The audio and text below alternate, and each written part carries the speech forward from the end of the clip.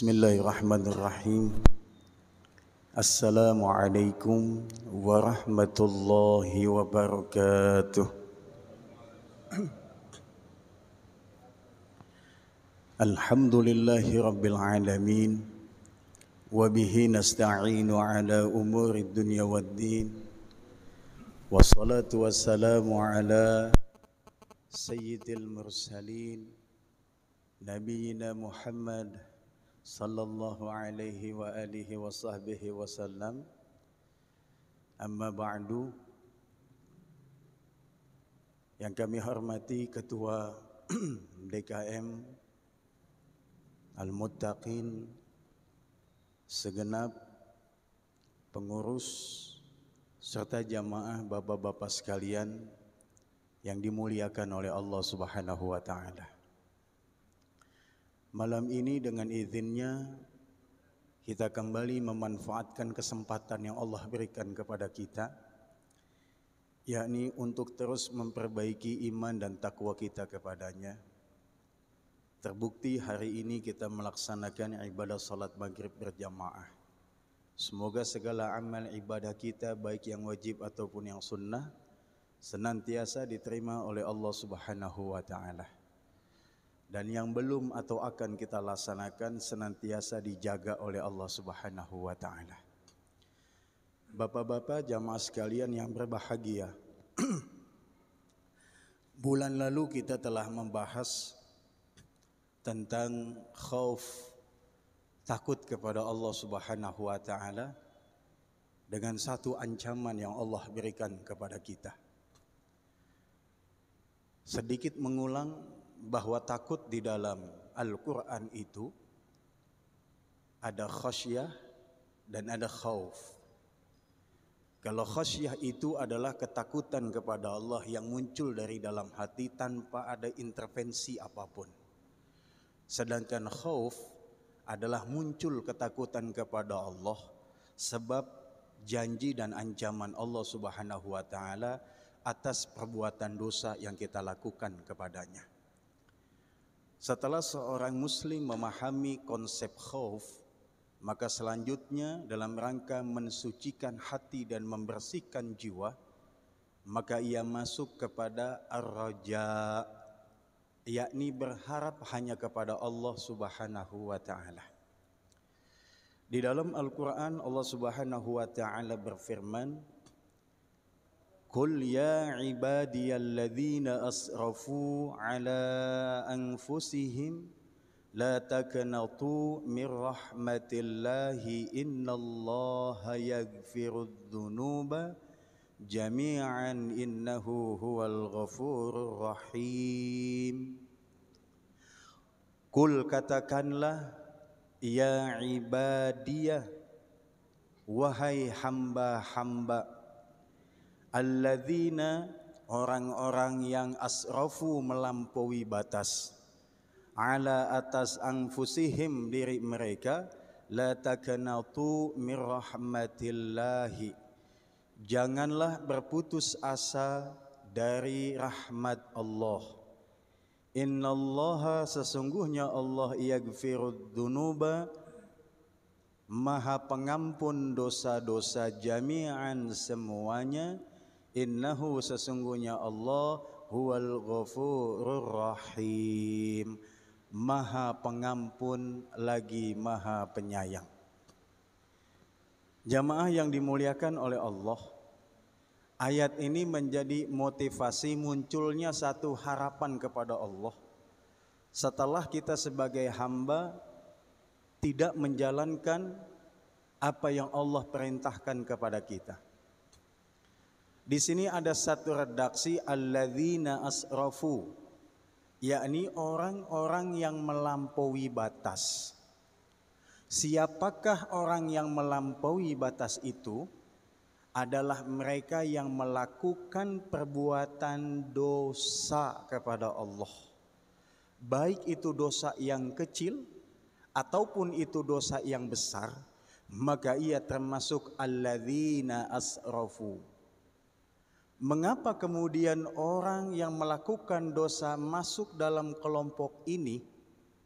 atau masuk dalam kelompok orang-orang yang melampaui batas, sebab ia telah keluar dari jalur penciptaan dirinya di dunia ini untuk menyembah Allah. Di dalam ayat yang lain Allah sebutkan, dan tidaklah Allah menciptakan manusia dan jin atau jin dan manusia kecuali untuk menyembah, mengabdi, sembah, sujud hanya kepada Allah. Ketika kemudian manusia itu ada di dunia, maka tugas ia adalah mengabdi kepada Allah. Nah, ketika ia melakukan sebuah perbuatan dosa, maka itu telah melampaui batas. Bagaimana kemudian kita di masa lalu adalah kelompok orang yang demikian? Kita baru saja mulai sadar dengan diri kita, fungsi diciptakannya kita oleh Allah di semesta ini. Mulai sedikit demi sedikit mengenal ajaran al-Islam dalam kondisi tidak mudah lagi. Maka jangan berkecil hati dengan perbuatan dosa-dosa di masa lampau. Ayat ini memotivasi kita untuk berharap lebih kepada Allah dengan ampunannya. Maka dilanjutkan, la taqnatu min rahmatillahi, dan janganlah kamu berputus asa dari kasih sayang Allah. Kemarin kita belajar tentang takut kalau kita berbuat dosa akan diancam oleh Allah, dimasukkan ke dalam neraka. Neraka adalah salah satu tempat, seburuk-buruk tempat yang Allah jadikan. Di dalamnya penuh dengan siksa, di dalamnya penuh dengan azab. Lalu orang yang memahami konsep khauf itu, kemudian muncul sebuah pertanyaan di dalam hatinya, akankah Allah mengampuni dosa-dosa kita di masa lampau? Akankah Allah akan menerima taubat kita? Akankah Allah membersihkan perbuatan buruk menjadi suatu perbuatan baik, entah ini di dunia ataupun di akhirat nanti? Maka ayat ini memberikan sebuah harapan, la taqnatu mir rahmatillah. Janganlah berputus asa dari kasih sayang Allah, dari rahmat Allah Subhanahu wa taala. Mengapa demikian? Innallaha yaghfirud dzunuba. Sesungguhnya Allah Maha Pengampun dari semua dzunuba jami'an, semua dosa-dosa yang kita perbuat. Hari ini kita yang duduk di rumah Allah yang suci, belum tentu kita dalam keadaan suci. Setiap saat lisan ini basah dengan memohon ampunan kepada Allah, tapi belum tahu apakah benar ampunan itu diterima oleh Allah. Apakah sampai tobat kita kepada Allah? Maka bangunlah satu keyakinan, Allah menerima tobat hamba-Nya yang datang tertatih-tatih, terbungkuk-bungkuk, berharap kepada Allah yang Maha Pengampun, akan sampai kepadanya ampunan dan tobat itu. Kalau memang ampunan dan tobat hanya untuk yang orang-orang saleh, bagaimana nasib kita, Pak? Yang setiap organ tubuh ini ada bekas dari dosa yang kita lakukan. Lisan ini dari setiap kata yang menjadi kalimat, tidak sedikit kata dan kalimat yang kemudian menghujam ke hati sanubari saudara kita, yang itu melukai hatinya pun itu termasuk sebuah catatan dosa. Atau tidak sedikit kata-kata yang kita ucapkan kepada Allah sebab tidak menerima keadaan atau kondisi hidup, yang di situ isinya adalah mengumpat dan menzalimi Allah. Seringkali tidak sadar kita mengatakan, ya Allah hujan lagi. Maka orang-orang yang sedang berjalan di jalan pembersihan batin dan jiwa, maka ia akan berhati-hati dalam setiap ucapan, entah itu yang candaan atau itu yang serius, tentang apa yang Allah berikan kepadanya. Ketakutan muncul baik itu khauf ataupun khosyah. Lalu muncul satu raja, pengharapan kepada Allah, tanda hati seseorang itu sehat. Maka ketika hatinya sehat, tidak akan terpengaruh dengan suatu keadaan, hatta keadaan itu tidak nyaman baginya.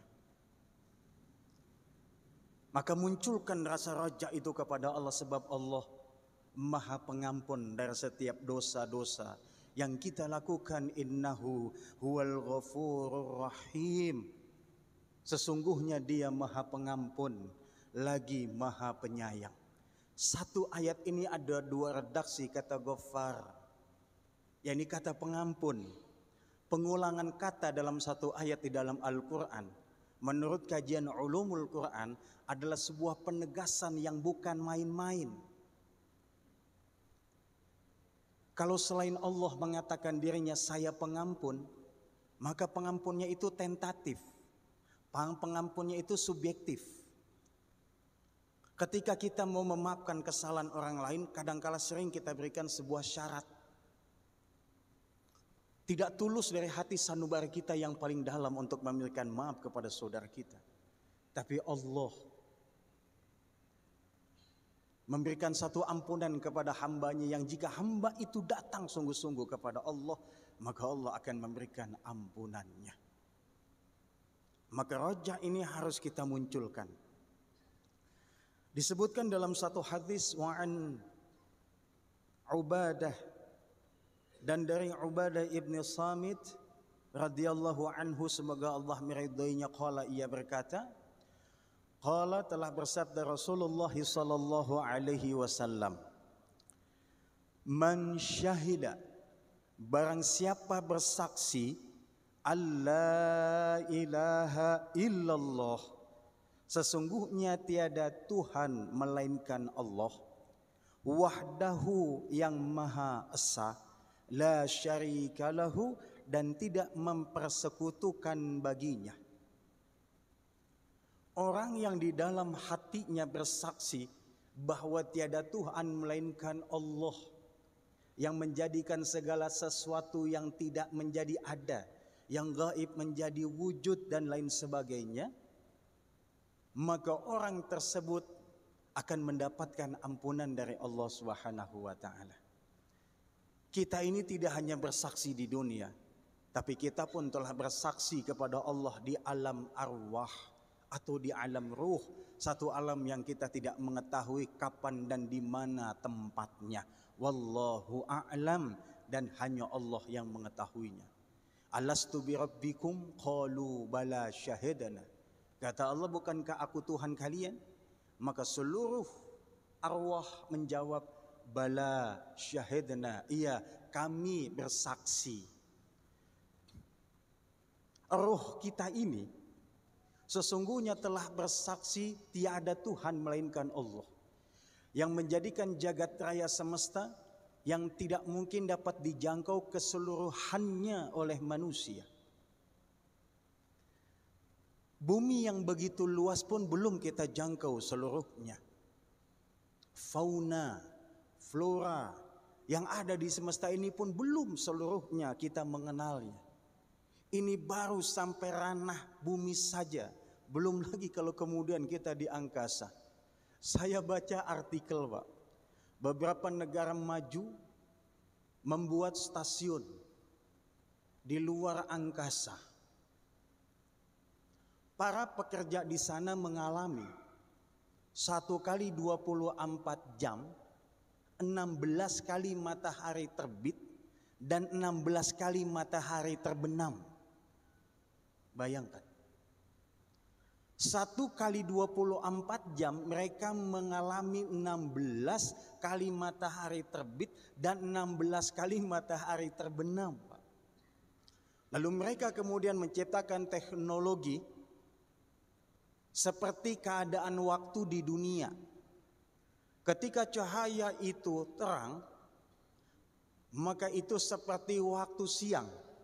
Ketika itu dipadamkan, maka mereka merasakan itu seperti malam. Andai kata stasiun ini dibangun oleh umat Islam, maka tentu akan muncul ijtihad baru tentang waktu-waktu sholat. Ranah ijtihad baru di dalam menentukan waktu sholat bagi mereka yang ada di tempat tersebut. Kalau 16 kali matahari itu terbit, zuhurnya tuh yang mana tuh? Kalau 16 kali matahari terbenam, maghribnya yang di mananya itu? Lalu isya'nya tuh yang di mananya kalau kemudian terbit lagi tuh? Andai kata umat Islam bersatu untuk hal ini, Lalu tidak membesarkan yang namanya khilafiyah, perbedaan pandangan. Tentu umat Islam akan menjadi motor terdepan sebuah pengetahuan yang mutakhir, sebagaimana pada abad-abad keemasan dunia kedokteran umat Islam yang terdepan. Manusia yang tahu tentang konsep bedah adalah Ibn Sina atau Avicenna. Orang yang mengerti tentang algoritma adalah Al-Jabbar. Orang yang mengerti tentang sebuah irama dan ritme adalah Al-Qanun. Tapi kemudian umat Islam mengalami sebuah kemunduran dan kejumudan di dalam pengetahuan yang melacak tentang kekuasaan Allah yang amat dahsyat di alam semesta ini, sebab kita terjebak dengan urusan furu'iyah. Persoalan tentang boleh dan tidak terus menyelimuti kehidupan umat Islam di berbagai macam wilayah. Tidak hanya di Indonesia tapi di luar Indonesia pun sama. Khilafiyah itu perbedaan sesuatu yang niscaya sulit untuk dihindarkan. Tapi kemudian bagaimana kita bisa menerima sebuah khilafiyah itu dan kita tidak menjadikan sebagai sekat pemisahan, pemetaan antara umat Islam dengan umat Islam yang lainnya.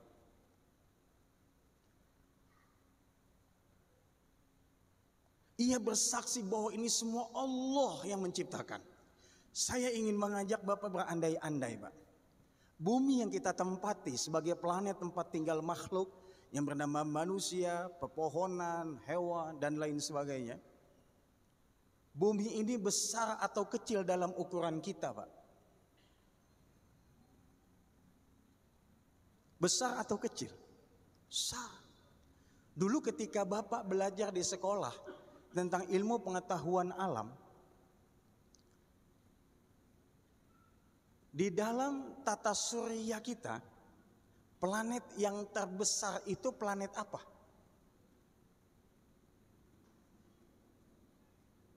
Planet apa? Jupiter. Andai kata ini adalah bumi, maka Jupiter ini ternyata ada 10 kali lipat besar daripada Jupiter. Maka ada lagi yang lebih besar lagi dan ada yang lebih besar lagi.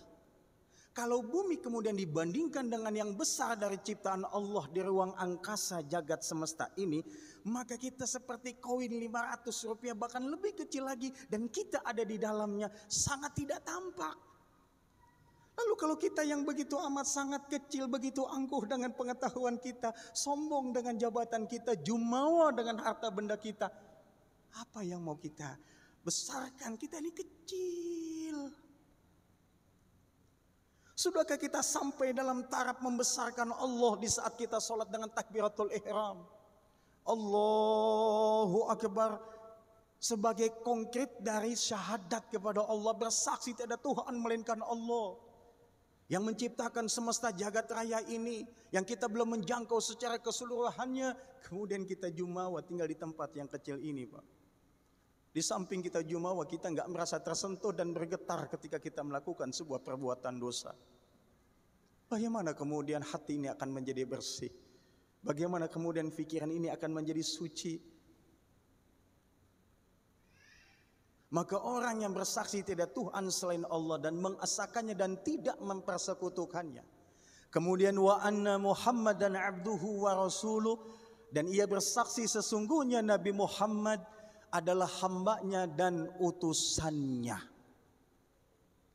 Nabi Muhammad yang telah disampaikan berita kedatangannya oleh nabi-nabi sebelum beliau. Nabi Isa telah menyampaikannya di dalam Injil, ini termaktub dalam surah As-Saff ayat yang ke-6. Wa idh qala Isa ibn Maryam ya bani Israila inni Rasulullah ilaikum musaddiqan lima baina yadayya minat Taurati wa mubasysyiran bi rasuli ya'ti min ba'di ismuhu Ahmad. Dan ingatlah ketika Isa putra Maryam berkata kepada Bani Israel, sesungguhnya aku ini utusan Allah untuk kalian yang membenarkan kitab Taurat yang diturunkan kepada Nabi Musa alaihissalam dan mengabarkan berita gembira kepada kalian akan datang Rasul setelah aku yang bernama Ahmad.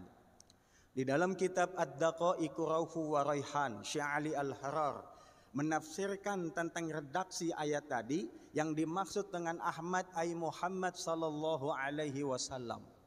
Jadi yang dimaksud dengan Ahmad di dalam perkataan Nabi Isa yang diabadikan oleh Allah dalam Al-Quran, itu adalah Nabi Muhammad sallallahu alaihi wasallam, dan kita wajib untuk mengimaninya dan bermusyahadah bahwa beliau adalah utusan Allah. Coba. Jadi jangan ditanya Nabi Muhammad yang mana gitu. Nabi Muhammad yang sudah Allah beritakan informasi kedatangannya. Jarak Nabi Isa dengan Nabi Muhammad kurang lebih berapa tahun, Pak? Kurun waktunya kurang lebih 500, bahkan sampai dengan lebih. Begitu jauh rentan kita dengan beliau. Kendati demikian, persaksian kepada beliau tidak boleh kemudian luntur. Lalu apa bukti konkret kita benar telah bersaksi Nabi Muhammad adalah utusan Allah dan hambanya, yakni menghidupkan sunnah-sunnah beliau. Ma yuthabu ala fi'lihi ma udhifa ila nabiyyi sallallahu alaihi wasallam qawlan aw fi'lan aw takriran aw nahwiha. Apa-apa yang disandarkan kepada Nabi, baik ucapan, perbuatan dan pernyataan dan lain sebagainya, itulah kemudian yang perlu mutabi', yang perlu kita mengikutinya. Nabi Muhammad adalah contoh. Tidak terbayang kalau kemudian oleh Allah kita disuruh mencontoh malaikat, Pak. Enggak sanggup, Pak. Malaikat adalah makhluk ibadun mukramun, hamba yang mulia yang dicipta hanya untuk sembah sujud kepada Allah dan tidak menolak perintah Allah.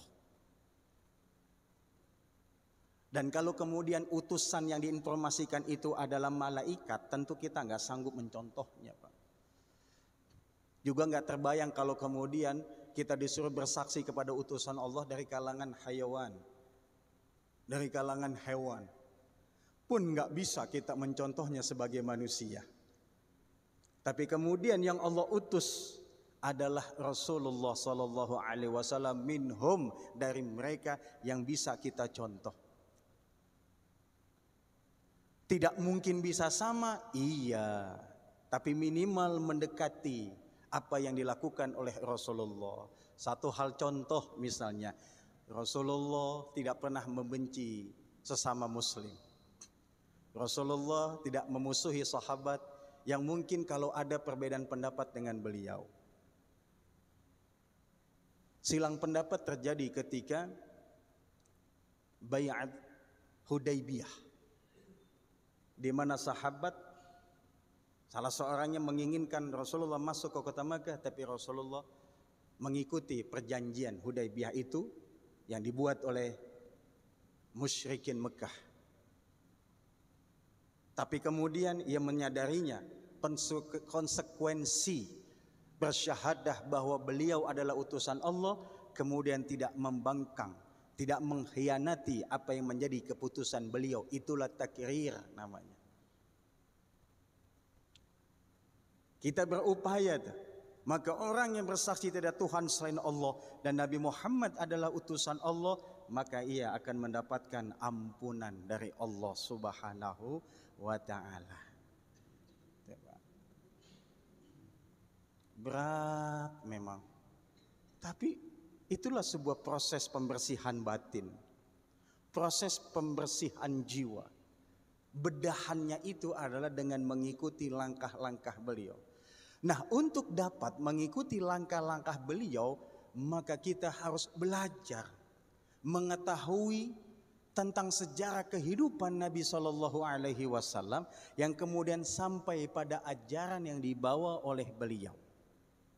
Bagaimana kemudian kita ingin mengikutinya di saat kita belum mengenalnya dengan dekat?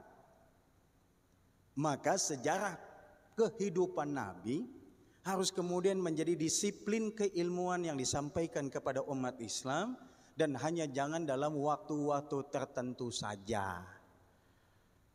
Misal di bulan Rabiul Awal, ramai orang kemudian membacakan riwayat kehidupan Nabi.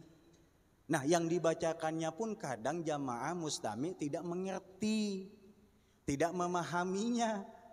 Tambah lagi jarang membaca sejarah kehidupan Rasulullah, keluarganya, ajarannya.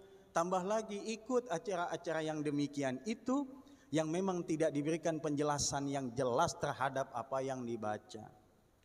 Riwayat kehidupan Nabi banyak ditulis dalam bentuk sastra.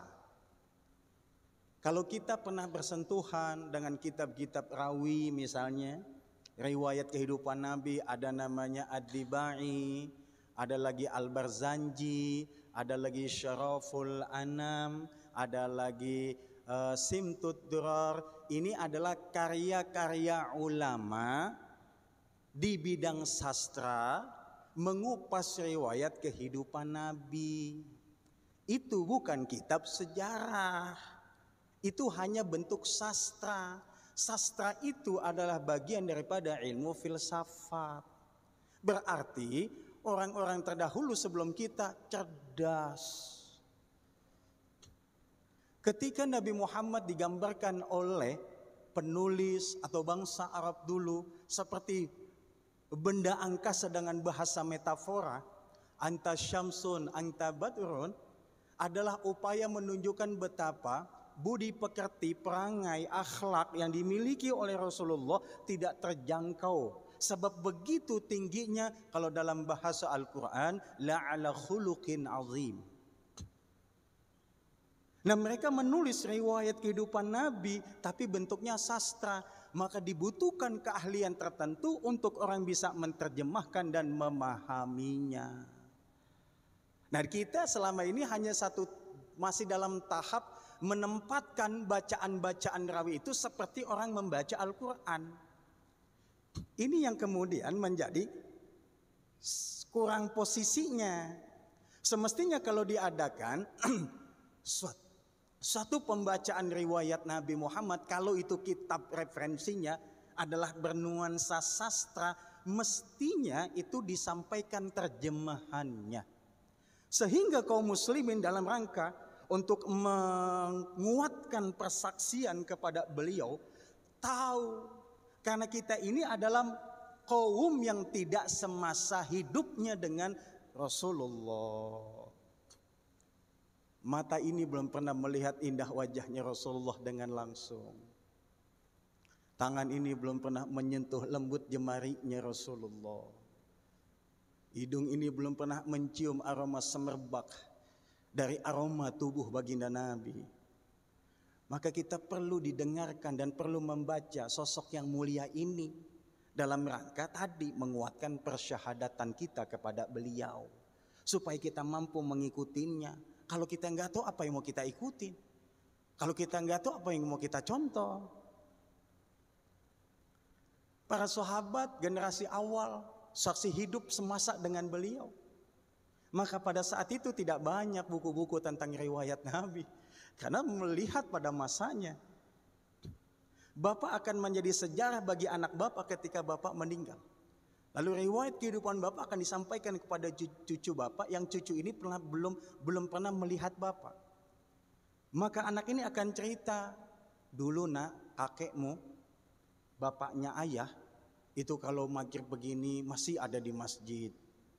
Getah membaca Al-Quran, selalu memberikan sedekah, memberikan sesuatu yang baik, tersenyum dengan siapapun. Cucu mendengarkan dengan seksama. Oh, dulu memang kakek belajar di mana? Disebutin. Nah, kita ini seperti cucu tadi yang tidak semasa dengan kakek. Maka kita butuh ulama-ulama yang menjelaskan, menceritakan tentang kehidupan Rasulullah SAW, dan sayangnya dalam bentuk sastra. Yang ini yang kita nggak pahami. Ayo aja ngikut. Ketika ada satu tulisan pembuka kitab rawi, Ya Rabbi Salli ala Muhammad, siapa yang nulis itu? Siapa yang menyusun itu? Kenapa itu selalu ada ketika ingin memulai membaca kitab-kitab rawi? Lacak itu dengan pengetahuan. Kemudian jadi bijak untuk menilai dan melihatnya. Nah, membaca sejarah kehidupan Nabi adalah untuk kita bisa kenal dengan dekat kepada beliau, kemudian bisa mengikutinya, maka wa anna Muhammadan abduhu wa rasuluh akan benar menjadi sebuah realita, bukan hanya sebuah kamuflase. Yang berikutnya, wa anna Isa abdullahi wa rasuluhu wa kalimatuhu alqaha ila Maryam wa ruhum minhu. Dan sesungguhnya Isa adalah hamba Allah dan utusannya, dan kalimatnya yang dijatuhkan kepada Maryam dan rohnya minhu, dari Allah subhanahu wa ta'ala. Jadi bersaksi tiada Tuhan selain Allah, Nabi Muhammad utusan Allah, dan meyakini Nabi Isa adalah hambanya Allah. Wal jannata wan nara haqqun, surga dan neraka adalah hak. Perhatikan, adkhalahullahul jannata ala ma kana minal amali. Allah akan memasukkannya ke dalam surga dari apa segala perbuatan yang ia pernah lakukan, termasuk ia mengharap kepada Allah. Itulah perbuatan yang disebut dengan roja. Nah, jadi kalau kita melihat ayat dan hadis ini, kayaknya muncul satu secercah harapan bagi kita yang sedang berjalan meniti menuju Allah, membersihkan dosa-dosa kita di masa lampau. Bersaksilah kepada Allah dengan baik dan benar, yakni menjalankan perintah Allah dan jauhi larangan Allah. Bersaksilah bahwa Nabi Muhammad utusan Allah. Hidupkan sunnah-sunnah dalam kehidupan kita. Bangkitkan, realitaskan ajaran-ajaran Nabi. Jangan kita ambil sepotong-sepotong. Dan yakini Nabi Isa bukan anak Tuhan. Nabi Isa itu adalah hambanya Allah.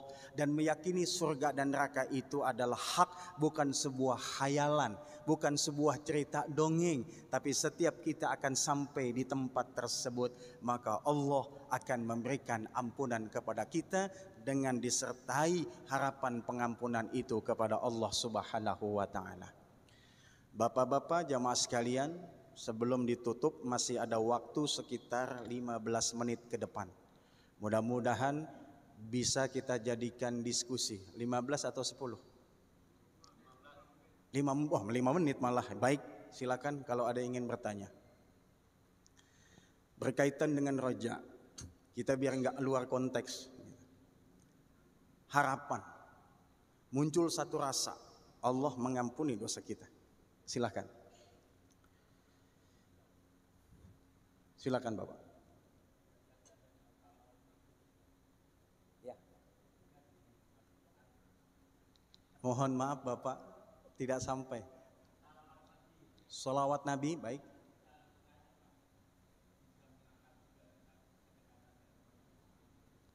Baik.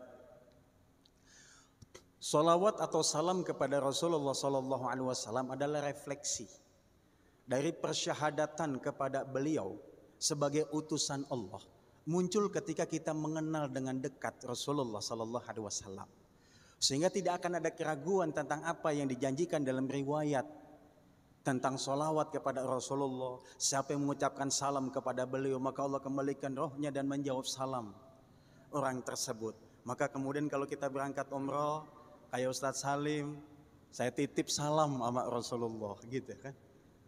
Berangkat dari dalil itu. Maka sholawat itu menjadi kebaikan.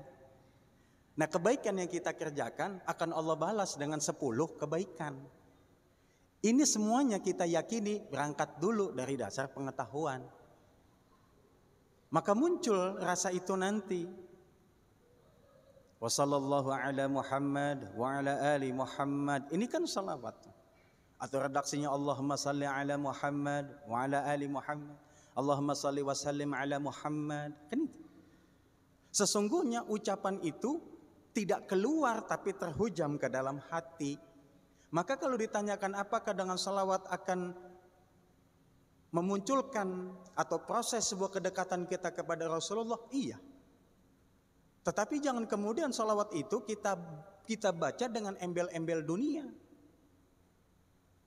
Dengan salawat kepengen sembuh gitu. Maka suka ada muncul salawat tibil qulub, ya, dan lain sebagainya.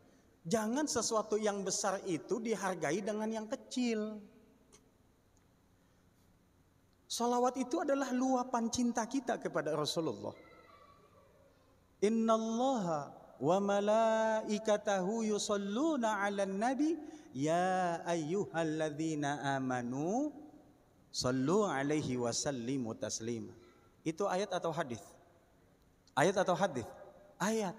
Sesungguhnya Allah dan para malaikat bersolawat kepada Nabi. Nabi yang dimaksud di dalam redaksi ayat itu adalah Ahmad, yang Nabi Isa katakan di dalam ucapannya pada surah As-Saff, yakni Nabi Muhammad sallallahu alaihi wasallam. Tidak ada lagi mufassir menafsirkan kata alan nabi, kata Nabi di dalam ayat itu kecuali Nabi Muhammad sallallahu alaihi wasallam. Bersolawat dan salam. Jadi Allah dan para malaikat bersolawat dan salam. Salawatnya Allah kepada Nabi Muhammad sallallahu alaihi wasallam menjadi bentuk di mana Allah menciptakan satu makhluk yang mulia yang akan menjadi juru selamat, pemberi cahaya bagi umat manusia yang gelap di dalam langkah dunia ini menuju Allah. Berbeda dengan makna salawat kita kepada Rasulullah. Kalau salawat kita kepada Rasulullah adalah bentuk mahabbah, cinta dan konsekuensi dari syahadat kepada beliau. Jangan dibandingkan dengan hasil dunia. Kalau kita sudah pegang yang besar, maka yang menengah dan yang kecil itu akan ngikut. Kalau yang pokok ditanam, maka yang tidak ditanam akan muncul. Kalau kita menanam padi yang pokok, ilalang yang bukan, itu akan muncul. Maka begitupun motivasi seorang hamba, umat baginda